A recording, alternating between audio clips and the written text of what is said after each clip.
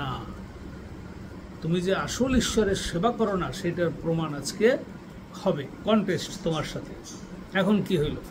এখন লোক পাঠাইয়া সমস্ত ইসরায়েলকে কর্মিল পর্বতে আমার নিকটে একত্র করো। এটা এলিও ভাওবাদী, যে সাধু, এলিও ভাওবাদী, উনি বলছে সবাই ডাকো এই পাহাড়ে। এবং বালের ভাববাদী, মানে যারা বালদেবের পূজা করে, দেবদেবীর পূজা করে, সেই 450 জনকে ও আশেরার ভাওবাদী, আশেরা মানে আর একটা মূর্তি, যে আশেরা মূর্তি যারা পূজা করে তাদেরও আরো 400 জনকে ডাকো। তাহলে মোট হইল কয়জন? 850 জন হয়ে গেছে। উরি বাবা, 850 জন যাজক যদি দাঁড়ায়, আর পাবলিক তো আছেই চারিদিকে, বিশাল ব্যাপার। ঠিক, যাহারা ইসেবেলের মেঝে ভোজন করিয়া থাকে। ইসেবেল মানে আর একটা দুষ্ট রানী। এই দুষ্ট রানীর চক্রান্তে পইরা সবাই আহাব রাজার বউ মন্দ কাজ তারা করে। তাহাতে আহাব সমস্ত ইসরায়েল সন্তানদের কাছে লোক পাঠাইলেন এবং সেই ভাওবাদীদিকে কর্মিল পর্বতে একত্র করিল। এবার আহাব রাজা কইছে ওকে, সবাই আসতেই হবে, রাজা ডাকছে, ঠিক আছে, সবাই আসছে। এখন কি হয়েছে? পরে এলিও সমস্ত লোকের নিকটে উপস্থিত হইয়া কহিলেন, তোমরা কতকাল 2 নৌকায় পা দিয়া থাকিবে? এই লোকগুলো কিন্তু আসলে ইসরায়েল জাতির লোক। এই যে জেরুজালেম যেখানে যুদ্ধ হয়, ঠিক আছে, ইসরায়েল জাতির লোক।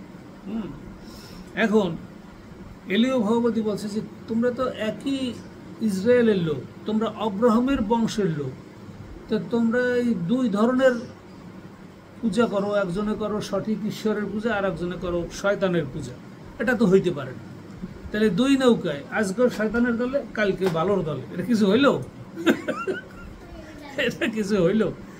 এই জন্য পরে এলিও সমস্ত লোকের নিকটে উপস্থিত হইয়া কহিলেন, তোমরা কতকাল 2 নৌকায় পা দিয়ে থাকিবে? তোমরা একবার যাও শয়তানের দলে, আবার আইসো একটু ভালোর দল, কোন দলেই তো থাকো না। ওখানে মেলা হইলে ওখানে দৌড় দাও, আর এখানে সভা হইলে এখানেও দৌড় দাও। এটা কিলা হইল? একই ঈশ্বরের সেবা করতে হবে, না তো ঈশ্বর আশীর্বাদ করবে না, রাইট? এখন সদাপ্রভু যদি ঈশ্বর হন তবে আমার অনুগামী হও। এলিও ভাওবাদী বলছে সাবধান, যদি ঈশ্বরের সেবা করতে চাও তাহলে তোমরা আমার অনুকারী হও, আমাকে ফলো করো, আমার কাছে আসো, আমি সঠিক শিক্ষা তোমাদের দেব, কারণ ঈশ্বর আমাকে পাঠিয়েছে যেন তোমাদের কাছে সঠিক শিক্ষা আমি দেই। এই জন্য তোমরা আমার কাছে আসো, আমি যেটা বলবো সেটা শোনো, কারণ সেটা ঈশ্বরেরই কথা, আমার কথা না, ঈশ্বরেরই কথা। এলিও ভাওবাদী বলছে। আর বলি, যদি ঈশ্বরের অনুগামী হও, আর বাল যদি ঈশ্বর হয়, মানে বালদেব যদি ঈশ্বর হয় তবে তাহার অনুগামী হও। তোমরা যে বালদেবের পূজা করো, আশেরের মূর্তির পূজা করো, সে যদি ঈশ্বর হয় তাহলে তার সাথে তোমরা থাকো, আমার কোনো সমস্যা নেই। কিন্তু আজকে সেটা প্রমাণ হবে যে তোমার দেবদেবী কি সঠিক ঈশ্বর, নাকি আমার এলোহিম জিহোবা ঈশ্বর সঠিক ঈশ্বর। ঈশ্বরের নাম কি? জিহোবা, এলোহিম, অ্যাডোনাই, ঠিক আছে। যিশুর নাম কি? যশোয়া, ইশুয়া। তো এই ঈশ্বর কি সত্যি, না তোমাদের ঈশ্বর সত্যি? আজকে প্রমাণ হবে। মজার বিষয় না? এখন এবং এলিও বলছে যে 2 নৌকায় থাকো, হয় ভালোর পক্ষে থাকো, আর নয় যদি নরকে যাইতে চাও তাই খারাপের পক্ষে থাকো, কিন্তু 2 নৌকায় থাকো না, তাহলে কোনোটাই হবে না। ঠিক, শেষ পর্যন্ত নরকেই যাইতে হবে। এই জন্য এখন এরা কি করছে, এখন আমি বিষয়টা বলি এখান থেকে সংক্ষেপে। বিষয়টা হলো, এখন এলিও ভাওবাদী বলছে যে ঠিক আছে, তোমরা একটা কাজ করো, এই আশেরা মূর্তির লোকেরা এদিকে আসো, এই বালদেবের মূর্তি পূজা তোমরা আসো এদিকে, যাজকরা তোমরা এইখানে বেদি সাজাও। বেদি সাজানো মানে কি? 4 কোণা করে অনেক কাঠ রাখবে, কাঠের উপরে মানে ওরা ওই সময় বড় মহিষ বা কিছু ওইগুলারে কেটে কেটে তারপরে ওই মাংসগুলি চলার উপরে রাখে, তারপরে ওইটা আগুনে পড়বে এবং ঈশ্বরের উদ্দেশ্যে প্রার্থনা করবে, তারপরে হয়তো সেই মাংস তারা খায়। তাদের এটা একটা পর্ব, একটা অনুষ্ঠান। এখন তারা বলছে তোমাদের মেয়ে যেখানে সাজাও, আর আমি আমার যে পুরানো ইসরায়েল জাতি যে ঈশ্বরের সেবা করতাম সেটি এখানে আছে, তোমরাও এখানে সাজাও। তখন সুন্দর করে সাজাইছে, সাজানোর পর বলছে এইবারে তোমরা তোমাদের অনুষ্ঠান যজ্ঞ শুরু করো। তখন তারা হায় বালদেব, হায় নিমরদ, হায় সেমিরাওয়াজ দেবী, হায় পাপ্তায়া দেবী, হায় দায়ানা দেবী, এইসব প্রার্থনা করতে আছে, বিভিন্ন দেব দেবীর নাম, ঠিক আছে, চন্দ্র সূর্য গ্রহ নক্ষত্র নানান ভাবে তারা এইসব মন্ত্র করতেছে, কিন্তু কোনো আগুন আর লাগে। বলছে আগুন লাগাইতে হবে তোমাদের তোমাদের দেব দেবীর ক্ষমতায়, কেউ এখানে ম্যাচ কাটি নিয়ে আসতে পারবে না, কেউ এখানে কিছু করতে পারবে না, ঠিক আছে। রাজা আছে, সবাই সব লোক ওখানে বসা, বিশাল ব্যাপার, ঠিক আছে, হয়তো সৈন্যরা আছে ওখানে, ঠিক এরকম।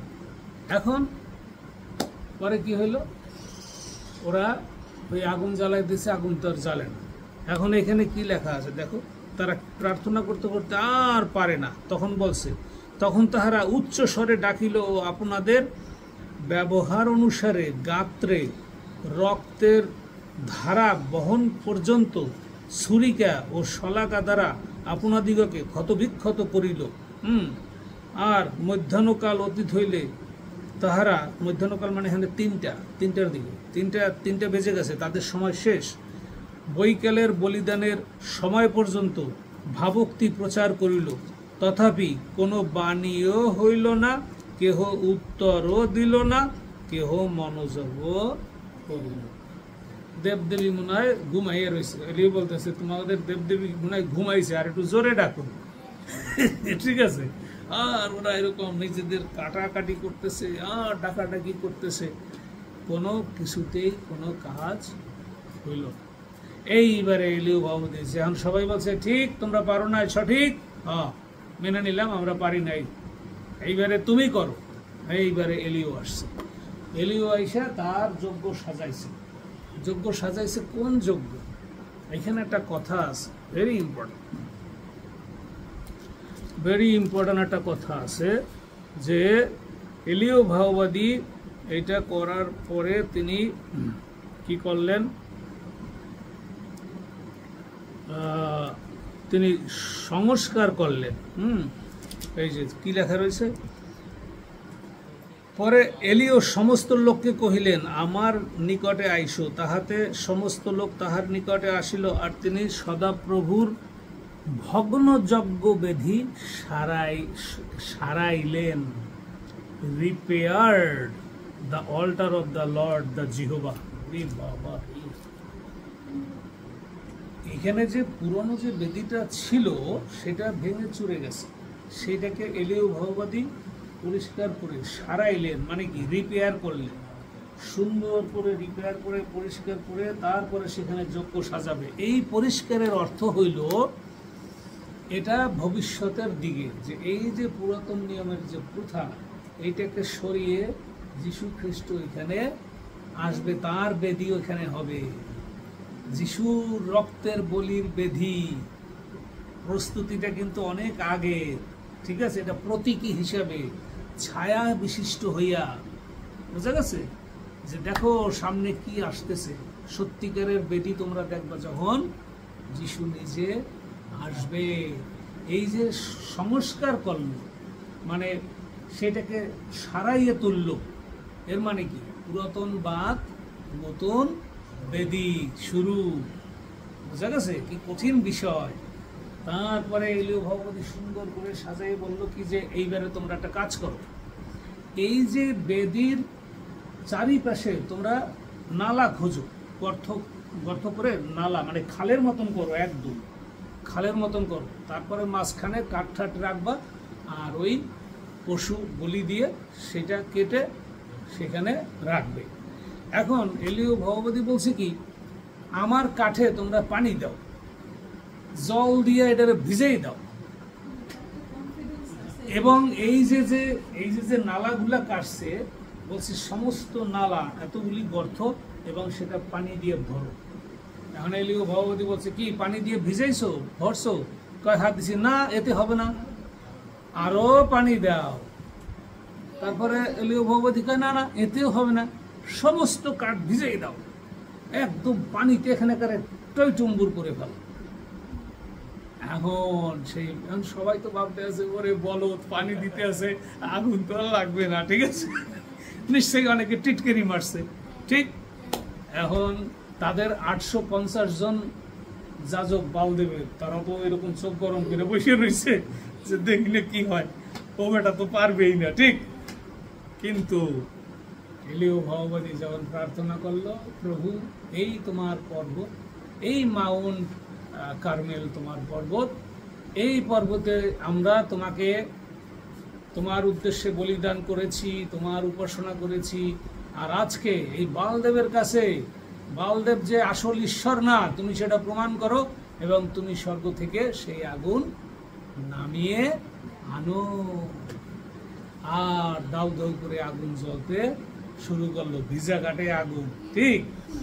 এমন ভাবে আগুনটা জ্বলতেছে যে সমস্ত পানি ওই আগুনে শুকাইয়া গেছে। মানে এখানে লেখছে যে আগুনে ওই পানি চাটিয়া চাটিয়া খাইছে, এরকম সব পানি শুকিয়ে গেল। এখন কি হবে? এখন এলিও বলছে দেখছো, এই যে সত্য ঈশ্বরের পূজা যে তোমরা করো, তোমরা যে পতিত হইছ, তোমরা যে বিপদগামী হইছ, পাপে জর্জরিত হইছ, তোমাদের পক্ষে স্বর্গীয় রাজ্যে যাওয়া সম্ভব নয়। এবং এই যে তোমাদের যে বেদী, তোমাদের যে হৃদয় মন্দির, এটাকে পরিষ্কার করে ঈশ্বরকে ডাকতে হবে, নাইলে ঈশ্বর তোমার ভিতরে কাজ করবে না। বুঝতে গেল? এই হলো বিশাল কম্পিটিশন। তারপরে তো যারা ঠইরে, যেই আগুন জ্বলছে, এখন এলিও ভগবতী বলছে এই যাজক গুলারে সবগুলারে ধর। ওরা তো পালাইতেছে দৌড়ে, ধরছে প্রায় 400 জনের বেশি ধরছে, ধৈরা সেগুলার কইছে সেগুলারে নদীর তীরে লই আয়, বিশাল খড়গ দিয়ে এক এক কোপে শেষ। হ্যাঁ, তো এই হলো মূল গল্প। তো ঈশ্বরের যদি তুমি না কাজ করো, এবং সব জায়গায় আমরা দেখব, দ্বিতীয় বংশাবলীতে, তারপরে লেবীয়তে, যে কিভাবে প্রার্থনায় ঈশ্বর আগুন উপর থেকে আগুন দিয়ে আগুন নামায়। এবং সলোমনের মন্দির প্রতিষ্ঠা যখন করে, সেই মন্দির প্রতিষ্ঠার সময়ও সলোমন এসে যখন প্রার্থনা করতেছে যে প্রভু এই যজ্ঞ তোমার উদ্দেশ্যে আমরা প্রার্থনা করছি, এবং তুমি এই বেদিতে উত্তর দাও যে তুমি আমাদের সঠিক ঈশ্বর। তখন উপর থেকে ওই বেদিতেও এরকম আগুন নামিয়ে আসছে, উপর থেকে, স্বর্গ থেকে। প্রকৃত সৃষ্টিকর্তা এলোহিম, অ্যাডোনাই, জিহোবা, ইয়াওয়ে, জোশুয়া, ইশুয়া, এগুলো হলো আসল সত্য ঈশ্বর, যে আমাদেরকে স্বর্গে নিয়ে যাইতে পারে, আর কেউ পারবে না, কোনো দেবদেবী পারবে না, ঠিক। এই জন্য আমাদের ঈশ্বরের গান আমরা করি, যিশুর কাছে আমরা প্রার্থনা করি যে যেন আমরা ভালো থাকি, সুস্থ থাকি, এবং এই যে তারে যে বিশ্বাস করছি, এই বিশ্বাস করেছি, এখন আমরা নিশ্চিত যে আমরা সেই নতুন পৃথিবীতে, তার যে নতুন পৃথিবী, সেইখানে আমরা যেতে পারব, এবং এই পৃথিবী ফিনিশ, ঠিক। তাহলে সুন্দর না বিষয়টা? ঈশ্বর আমাদেরকে আশীর্বাদ করুক। আমরা আলোচনা করলাম, যদি কোনো প্রশ্ন থাকে আমরা আলোচনা করব। Okay, God bless you all, thank you very much.